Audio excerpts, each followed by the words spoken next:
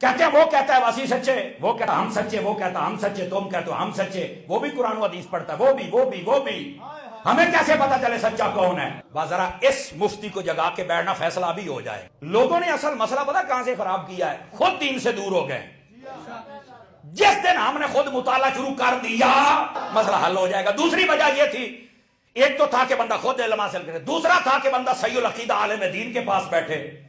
آپ نے تو سنی مولویوں کے پیچھے اس وقت آ کے جمعہ پڑھنا جب یہ رکوع میں چلے جاتے ہیں، ساڑھے کو تو ٹائم ہی ہے نہیں، تو ہمیں عقیدے کا پتہ کیسے چلے؟ پہلے تو تھوڑا سا میٹھا میٹھا گلا کروں نا آپ سے، ہم یا تو پڑھے بھی صحیح اور علماء کے پاس بیٹھے بھی صحیح، یہ دو آتے پہلے درست کرو نا، پھر اگلی بات بتاؤں۔ قوم کا یہ حال تو ہو نہیں ہونا ہے۔ اب قوم کا یہ حال بنا ہوا عقیدے کے معاملے میں، اور جی میں سواری چل جائے نا لاری اڈے، تو ایک بس والا وہ کہتے جی میں لاہور جانا ہے، ایک بس والا بیگ کھو کے گڈی دے وچ سڑ لیدا، کہندا آ گڈی جانی ہے جی، دوسرے والا بچے کھو کے اپنی گڈی سڑ کہندا جی آ جانی ہے جی، تیسرے والا مائی دا موڈا پھڑ کے گڈی سڑ لیندا، بیگ کتے نیانے کتے مائی کتے، او پھر پتہ کی کہندی، وہ کہندی بچے اکھے او تے پتہ نہیں بیگ، او کہندی آ دیکھو میں جانا ہی نہیں۔ یہی حساب و کتاب شروع ہو گیا، ایک کی آواز مولوی کی اور آ رہی، دوسرے کی اور، تیسرے کی اور۔ اب جو سننے والا ہے اس نے جب سنی کی سنی تو اور آواز ہے، دیوبندی کی سنی تو اور آواز ہے، اہل حدیث کی سنی تو اور آواز ہے، شیعہ کی سنی تو اور آواز ہے، اے کہندا بس میں مسلمان ہی چنگا، میں نہیں کسے چ بڑھنا، ایداں ہی کہندے رہنا۔ میں کیا پہلو تو مینوں یہ دس بھئی اللہ نے تینوں عقل دیتی ہے تو مینوں یہ دس، وہ جڑی مائی لاری اڈے گئی سی اونوں چاہیدا سی نا کہ کسے چنگی کمپنی والے بس تے بہندی، تیرا سامان بھی عزت دے نال جاندا، تیرے بچے بھی تو بھی، اوتھے تیرا خرچہ بھی ہونا سی لیکن پہنچ تو جانا سی۔ اور تینوں کہنے آکھیا کہ تو پھٹیچرا دے کول جا، میں اسی طرح کہنا تسی کیوں کہندے سانوں سمجھ نہیں آوندی، تو مولوی دی تقریر سنی او نہ سن جے کوئی سائیں ہوے، کہنا انہاں بڑیاں تے اخلاص منگو تو بڑے بڑے لوگ ہم گداواں نو خیر پا ہی دیں گے۔ چلو جی چلیے، او بھابیاں دی اذان اے تے کڑا دے اے تے سور چلو چلیے۔ کہتے جی کہ اگر شیعہ کافر ہیں، دیکھو نا جی میں تو نہیں کہتا کافر، تو قرآن کہتا ہے کہ کافر ہیں، کہ اذ اخرجہ الذین کفروا، جب نکالا ان لوگوں نے جو کافر تھے، کن کو؟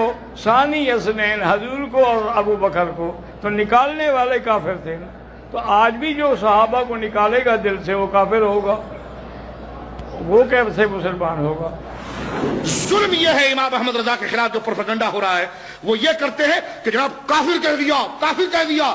ارے جو ابو جہل تھا تو اس کو کافر نہ کہتا تو کیا امام کہتے؟ جو یہ بات کہے، یہ مسکرانے کی بات نہیں، یہ ایمان و کفر کی بات ہے۔ میں آپ سے زیادہ سنجیدہ طبیعت کا آدمی ہوں، لیکن کہنے کا مقصد یہ ایمان اور کفر کی بات ہے، اس میں مزاج اس اعتبار سے ہونا چاہیے۔ یہ اہل حق کے خلاف پروپیگنڈا ہے۔ کہا جاتا ہے امام احمد رضا نے جناب مشین چلائی ہے کفر کی۔ میں پوچھتا ہوں کہ جو یہ کہے کہ خاتم النبیین کا معنی آخری نبی نہیں، حضور کے بعد نبی آ سکتا ہے، اس کو کیا کہیں گے آپ؟ بولیے کیا کہیں گے آپ؟ یہی تو امام احمد رضا نے کیا، اور کیا کیا؟ تو امام احمد رضا نے یہ حکم واضح کیا۔ امام احمد رضا نے کسی کو کافر بنایا نہیں، وہ کافر خود بنائے، آپ نے حکم واضح کیا۔ سمجھ رہے میری بات آپ؟ یہ پوری دیوبندیت، ابھی ان کے بڑے بڑے چیمپئن سن رہے ہوں گے، اور یہ بات سن لیجئے کہ اس وقت میں جو بات کر رہا ہوں میری نظر میں الیاس گنبد کے سارے دلائل ہیں، حسام الحرمین کے خلاف جو یہ لکھتے ہیں وہ ساری عبارتیں ہم نے پڑھی ہیں، اور خالد مانچسٹروی نے مطالعہ بریلیت کے اندر جو حسام الحرمین کے خلاف لکھنے کی کوشش کی۔ تو ہمارا مشورہ ہے دیوبندیوں کو کہ جتنا زور آپ تھانوی کو مسلمان بنانے کے لیے بنا رہے ہیں، اتنا زور نہیں، اس میں سے آدھا حصہ خود کو بچانے کے لیے بنائیں آپ، اس لیے کہ جو بات اس نے لکھ دی ہے وہ تو اسلام نہیں ہو سکتی، لیکن اس کے دفاع میں تم کافر ہو جاؤ گے کرنا۔ تو امام احمد رضا نے، توجہ سے سنیے، امام احمد رضا نے کسی کافر نہیں بنایا۔ امام احمد رضا نے مل کر کہیے کسی کو کافر، جو کافر بن چکا تھا اس کے حکم کو واضح کیا ہے، جو آپ کی ذمہ داری تھی۔ چور پکڑا گیا تو پھر اس کی ایف آئی آر کاٹی گئی، چور پکڑا گیا، گواہوں کی موجودگی میں پتہ چل گیا کہ یہ چور تھا، اس کی ایف آئی آر کٹ گئی۔ گواہوں کو سننے کے بعد اس کے ہاتھ کاٹنے کے لیے جب سب بات ثابت ہو گئی یہی چور تھا، تو ہاتھ کاٹے جائیں گے. جج نے دستخط کر دیے تو جج نے ظلم نہیں کیا, ظلم اس نے اپنے آپ پر کیا. اس کی سزا کیا ہونی چاہیے؟ جج نے اس حکم کو واضح کیا. تو کافر یہ خود بنے ہیں, امام احمد رضا نے حکم کو واضح کیا.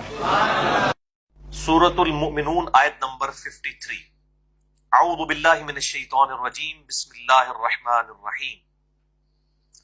فتقطعوا امر بینہم زبرا, لیکن کاٹ کر انہوں نے دین کی وحدت کو اختلاف کے ذریعے پارا پارا کر دیا. یعنی یہ کانٹیکسٹ چل رہا ہے پیچھے سے کہ تمام جو انبیاء تھے ان کی دعوت ایک ہی تھی, لیکن بعد میں ماننے والوں نے اس دعوت کے اندر جو ہے وہ اختلاف پیدا کر کے فرقے بنا لیے. کل حزب بما لدیہم فرحون, اور ہر ایک گروہ اس بات پر خوش ہے جو اس نے پکڑا ہوا ہے. یہ تعویل خاص کے اعتبار سے یہ آیت جو ہے سورۃ المؤمنون آیت نمبر 53, کل حزب بما لدیہم فرحون, ہر گروہ اس پر خوش ہے جو اس کے پاس ہے. تعویل خاص کے اعتبار سے یہ آیت جو ہے وہ یہود و نصارہ کے بارے میں ہے.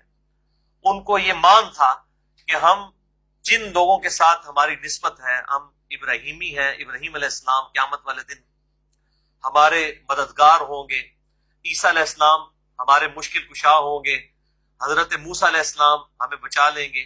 یہ ان کے عقائد و نظریات تھے. اور پھر ان کے اندر بھی آگے فرقے تھے. یعنی اس وقت تو کرسچنز کے اندر جو مین دو عقائد تھے وہ پروٹیسٹنٹ جو آج کل کے ماڈرن ہیں, اس وقت وہ جیکوبائٹس یعنی یعقوبیہ کہلاتے تھے, جو عیسیٰ علیہ السلام کے لیے ڈیوینٹی کلیم کرتے تھے, ان کو خدا مانتے تھے. اور دوسرے جو تھے وہ کیتھولک تھے, وہ آج بھی موجود ہے, اکثریت انہی کی ہے, جو حضرت عیسیٰ علیہ السلام کو اللہ کا بیٹا مانتے ہیں. تو اللہ تعالیٰ نے ان کا رد کیا سورۃ المائدہ کے اندر بڑی ڈیٹیل کے ساتھ. مسئلہ نمبر 90 میرا ریکارڈ ہے, یہود و نصارہ کو قرآن حکیم کی دعوت حق کے نام سے. اس میں میں نے کراس ریفرنس کے طور پہ تمام آیات کوٹ کی ہیں اسی کانٹیکسٹ میں. تو وہ بھی آپس میں ایک دوسرے کو گمراہ سمجھتے تھے, اور جس کے پاس جو چیز تھی وہ اس کے اوپر خوش تھا. اسی طریقے سے یہودی تھے, وہ اس بات کے اوپر خوش تھے کہ ہم اللہ تعالیٰ کے محبوب اور لاڈلے ہیں, بنی اسرائیل کے اوپر من و سلوہ نازل ہوا, ہماری یہی کوالٹیز ہیں. اور معذرت کے ساتھ سیم وہی بیماری اس امت کے اندر بھی موجود ہے. صحیح بخاری اور صحیح مسلم کی متفقن علیہ حدیث ہے, اور مشکات میں بھی آپ کو تیسری جلد کے اندر لوگوں میں تغیر اور تبدل کا بیان, اس میں آپ کو پہلی فصل میں بخاری اور مسلم کے ریفرنس سے یہ حدیث مل جائے گی کہ آپ صلی اللہ علیہ وآلہ وسلم نے فرمایا تم بھی اگلے لوگوں کی راہ پر چل پڑو گے, قدم بقدم بالشت پر بالشت. اگر اگلے لوگوں میں سے کوئی گوہ کے سوراخ میں داخل ہوا تو تم بھی وہی کام کرو گے. صحابہ اکرام علیہم رضوان نے پوچھا یا رسول اللہ صلی اللہ علیہ وآلہ وسلم, کیا یہ جو اگلے لوگ گزر چکے ان سے مراد یہود و نصارہ ہیں؟ آپ نے فرمایا صلی اللہ علیہ وآلہ وسلم کہ اگر وہ لوگ مراد نہیں تو پھر کون سے لوگ مراد ہیں؟ سیم بیماریاں, سیم جو عقائد و نظریات کی گمراہیاں ہیں وہ اس امت کے اندر بھی آئیں گی, نعوذ باللہ من ذالک. اور ان میں سے ایک یہ بھی تھی کل حزب بما لدیہم فرحون, ہر گروہ اس کے اوپر خوش ہے جو اس کے ہاتھ میں ہے. اس کو ذرا آپ انالیسس کرنا شروع کریں اپنی امت کا.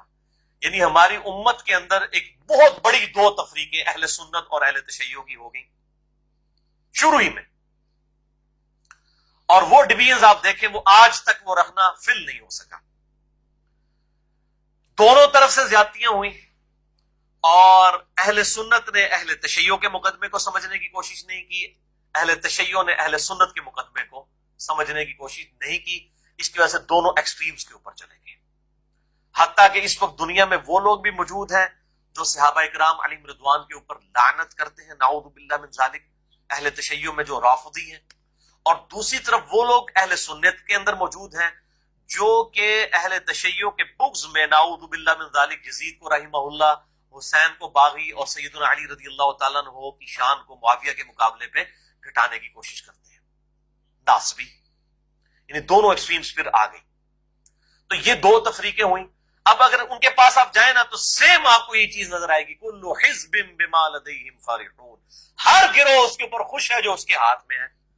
یعنی اہل تشیع سے آپ جا کر ملیں گے, وہ کہیں گے جی آپ ہم سے کیا پوچھتے ہیں, صحیح مسلم میں 4 حدیثیں فضائل علی والے چیپٹر میں انٹرنیشنل نمبر کے مطابق